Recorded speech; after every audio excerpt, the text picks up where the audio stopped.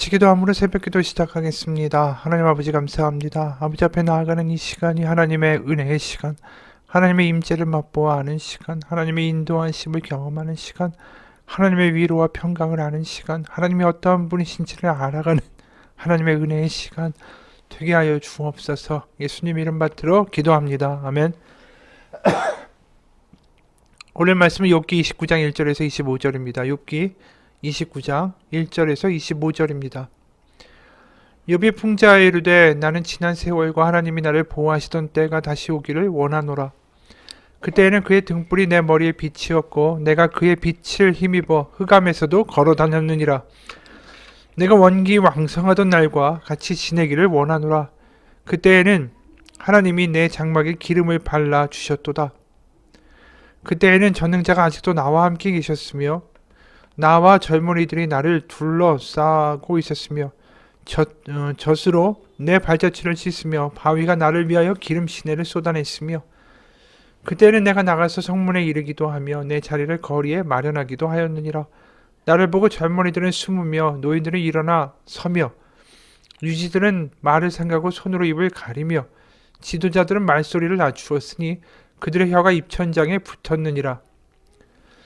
귀가 들은즉 나를 축복하고 눈이 본즉 나를 증언하였나니 이는 부르짖는 빈민과 도와줄 자 없는 고아를 내가 건졌음이라. 망하게 된 자도 나를 위하여 복을 빌었으며 과부의 마음이 나로 말미암아 기뻐 노래하였느니라. 내가 의를 옷으로 삼아 입었으며 나의 정의는 겉옷과 모자 같았느니라. 나는 맹인의 눈도 되고 다리 저린 사람의 발도 되고 빈궁한 자의 아버지도 되며 내가 모르는 사람의 송사를 돌보아 주었으며 불의한 자의 턱뼈를 부수고 노획한 물건을 그 이새에서 빼내었느니라. 내가 스스로 말하기를 나는 내 보금자리에서 숨을 거두며 나의 날은 모래알 같이 많으리라 하였느니라. 내 뿌리는 물로 뻗어나가고 이슬이 내 가지에서 밤을 지내고 갈 것이며 내 영광은 내게 새로워지고 내 손에서 내 화살이 끊이지 않았노라. 무리는 내 말을 듣고 희망을 걸었으며 내가 가르칠 때에 잠잠하였노라. 내가 말한 후에는 그들이 말을 거듭하지 못하였나니 나의 말이 그들에게 스며들었음이라. 그들은 비를 기다리듯 나를 기다렸으며 봄비를 맞이하듯 입을 벌렸느니라. 그들의 의지 없을 때에 내가 미소하면 그들이 나의 얼굴빛을 무색하게 아니하였느니라. 내가 그들의 길을 택하여 주고 으뜸되는 자리에 앉았나니 왕이 군대에 있는 것과도 같았고 애곡하는 자를 위로하는 사람과도 같았느니라. 아멘. 29장부터 31장까지는 욥의 독백입니다. 특히 29장은 욥이 자신이 좋았던 시절들을 회상하면서 말하는 대목입니다. 이제 하나님 안에서 미래가 그려지지 않는 거죠. 그는 과거를 돌아보면서 생각할 뿐입니다. 2절, 3절 나는 지난 세월과 하나님이 나를 보호하시던 때가 다시 오기를 원하노라. 그때에는 그의 등불이 내 머리에 빛이었고 내가 그의 빛을 힘입어 흑암 속에서도 암흑 속에서도 걸어 다녔느니라. 한마디로 자신의 과거의 인생을 한마디로 요약하면 하나님이 나와 함께 계셨다라고 정리하는 거예요. 5절에도 또 그처럼 말합니다. 그때는 전능자가 아직도 나와 함께 계셨으며 나의 젊은이들이 나를 둘러 있었으며 그때는 하나님이 나와 함께 계셨고 그뿐 아니라 많은 사람들이 내 주변에 있었다라는 거죠. 그래서 11절부터 13절 보면 내 소문을 들은 사람들은 내가 한 일을 칭찬하고 나를 직접 본 사람들은 내가 한 일을 기꺼이 자랑하고 다녔다. 내게 도움을 청한 가난한 사람들을 내가 어떻게 구해 주었는지 의지할 데가 없는 고아를 내가 어떻게 잘 살펴주었는지를 자랑하고 다녔다. 비참하게 죽어가는 사람들도 내가 베푼 자선을 기억하고 나를 축복해 주었다. 과부들의 마음도 즐겁게 해 주었다. 한마디로 하나님과 화목하고 이웃과 화목한 모든 것이 부러울 것이 하나도 없는 인생이었다라고 과거를 이야기하죠. 그러면서 과거에 그렇게 살아가면서 나는 이렇게 평생을 살다가 죽게 될 것이다 라고 기대하고 자신했었다라는 것입니다. 그래서 18, 19절에 보면 20절까지 그래서 나는 죽을 때까지 이렇게 건장하게 살 것이다. 소털처럼 많은 나날 불사조처럼 오래 살 것이다. 나는 뿌리가 물가로 뻗은 나무와 같고 이슬을 머금은 나무와 같다.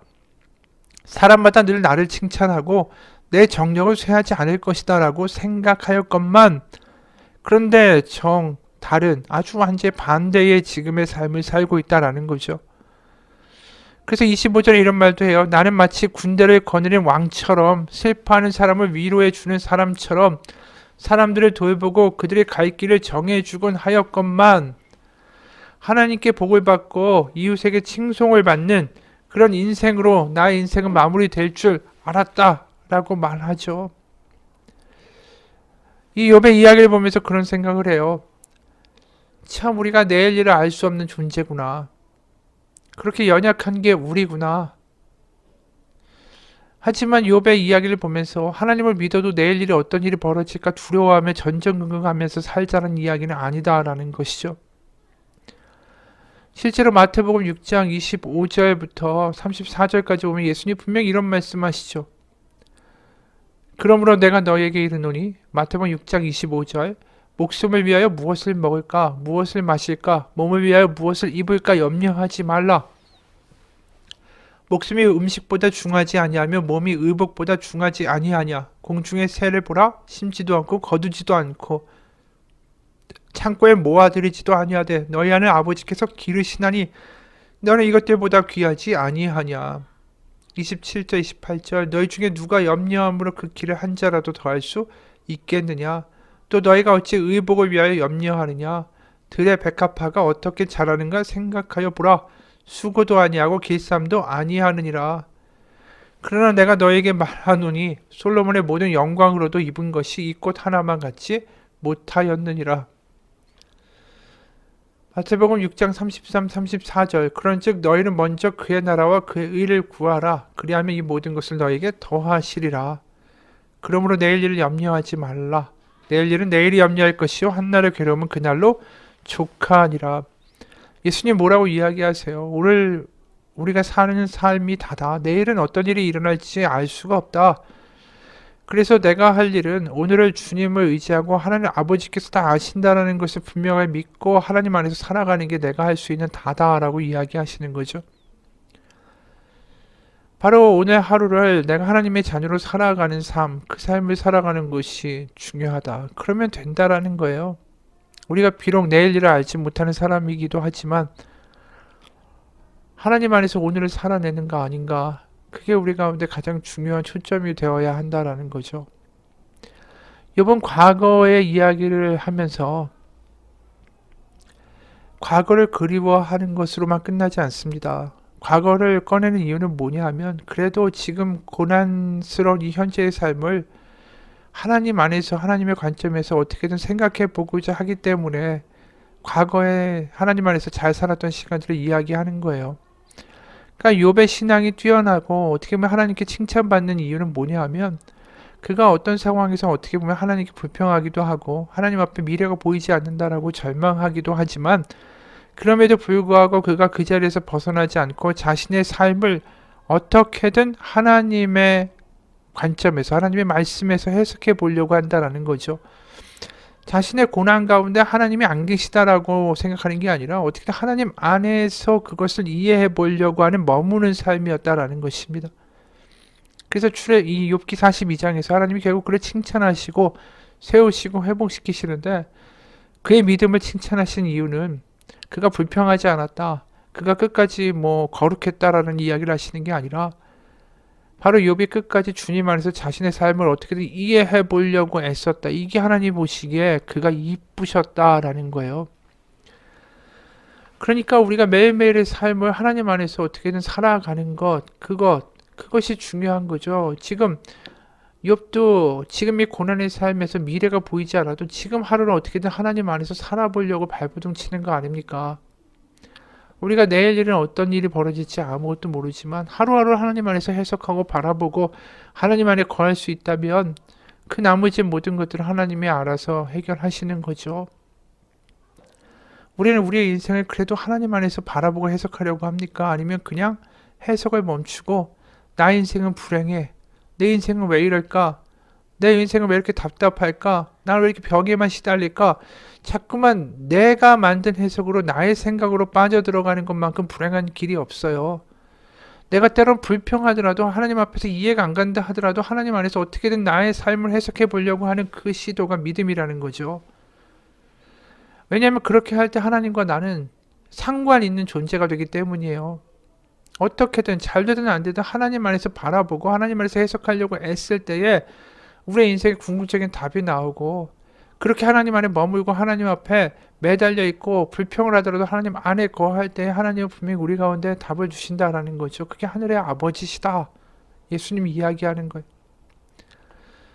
결국 하나님의 마음, 하나님의 의도, 하나님의 계획을 나중에 알게 되겠죠. 하루하루마다 하나님의 뜻을 구하고 하나님을 통해서 자신의 삶을 어떻게든 이해해 보려고 애쓰는 삶. 그래서 욥이 항상 그런 이야기를 하죠. 나 하나님 뵙기 원한다. 왜 하나님을 뵙고자 합니까? 하나님을 통해서 자신의 인생을 어떻게든 보고자 하는 마음이, 갈망이 있기 때문이죠. 하나님을 만나면 자신의 삶이 뭔가 설명이 될 것 같으니까. 우리의 삶의 답을 다른 곳에서 찾으려고 하지 마십시오. 하나님 안에서 나를 해석해보고 나의 삶을 바라보려고 하는 그 노력만큼 우리의 삶 가운데 분명한 답을 주는 게 없어요. 그리고 그것이 목마름의 기도가 될 수 있는 겁니다. 하나님 왜 나에게 이렇게 하십니까? 하나님 나를 향한 하나님의 계획은 뭡니까? 하나님이 선한 길이 내 삶 가운데 이루어져야 할 텐데 왜 이렇게 되고 있습니까? 때로 이렇게 기도한다 할지라도 그 목마름으로 기도하는 그 기도가 믿음이라는 거죠. 우리가 하나님에 대해서 목마름과 하나님이 내 삶을 어떻게 이끌어 가시는가, 하나님의 해석을 바라는 마음이 우리 가운데 없다면 하나님에 대한 그 갈증이 없는 거죠. 하나님이 어떻게 하실 것입니까? 이렇게 물을 수 있는 목마름마저도 그게 믿음이고 그게 하나님이 보시기에는 목마름이다 라고 말할 수 있는 거죠. 단순히 거룩함의 목마름, 의에 대한 목마름뿐 아니라 하나님 안에서 내 삶을 이해하려는 목마름, 그 목마름도 되게 중요하다라는 것입니다.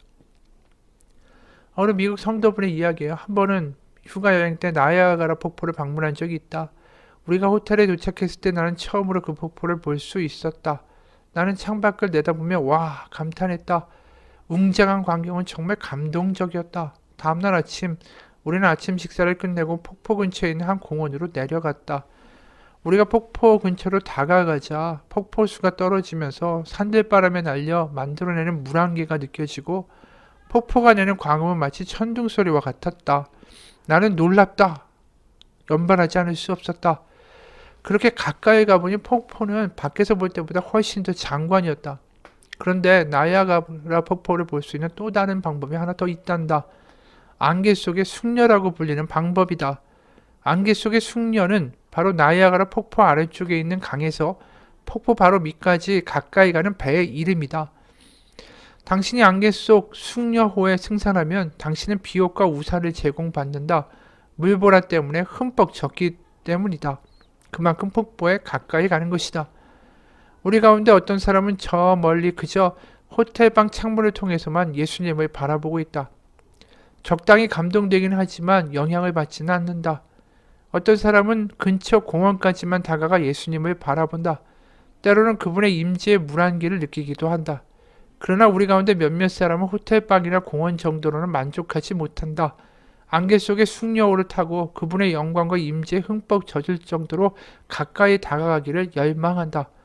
그분의 임재에 흠뻑 젖고 그분의 능력에 흠뻑 젖고 그분의 거룩함에 흠뻑 젖기를 갈망한다. 메마른 영혼을 적셔줄 강력한 폭포와 같은 은혜를 원한다. 그것이 바로 그분이 우리와 함께 맺기 원하시는 사랑의 관계인 것이다. 바로 목마름을 회복하는 것, 가까이 가기를 갈망하는 것, 그것이 바로 믿음의 본질인 것이다. 중요한 이야기죠. 바로 우리가 하나님 안에서 나의 삶을 이해하려고 하고 하나님 안에서 불평하고 때로는 어떻다 할지라도 하나님과 가까이 지내려고 하는 그 삶 가운데 하나님을 경험할 수 있는 은혜가 있는 것입니다. 같이 기도하겠습니다. 하나님, 우리가 살아가는 삶 가운데 하나님과 별개이고 하나님과 상관없는 삶이 아니라 하나님 안에서 내 삶을 이해하고 어떻게든 하나님 안에서 나를 바라보기 위해 발버둥 칠 수 있는 목마름이 회복되게 도와주옵소서. 하나님 알려주옵소서. 하나님이 나를 향한 뜻이 무엇입니까? 하나님 때로 우리가 가는 고난 가운데 어떻게 하나님 이해해야 합니까? 그렇다는 목마름으로 나아갈 때 그 목마름이 결코 헛되지 아니할 것이고 하나님의 은혜로 응답될 것을 믿습니다. 예수님 이름 받들어 기도합니다. 아멘.